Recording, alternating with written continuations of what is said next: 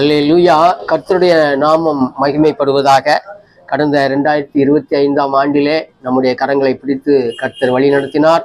அதை போல பிறந்திருக்கிற 2026ஆம் ஆண்டிலும் நம்மை மேன்மைப்படுத்த அவர் வல்லவராய் இருக்கிறார். எனவே யோபுவின் புஸ்தகத்திலே 42ஆம் அதிகாரத்திலே 2வது வசனத்தை வாசித்து பார்க்கும் பொழுது, தேவரீர் சகலத்தையும் செய்ய வல்லவர், நீர் செய்ய நினைத்தது தடைபடாது என்பதை அறிந்திருக்கிறேன் என்று இவ்விதமாக இந்த வசனத்தை நாம் பார்க்கிறோம். எனவே இந்த 2026ஆம் ஆண்டிலே நமக்கு கொடுக்கக்கூடிய ஆசீர்வாதங்களை தேவன் தங்கு தடையின்றி கொடுக்க வல்லவராக இருக்கிறார்.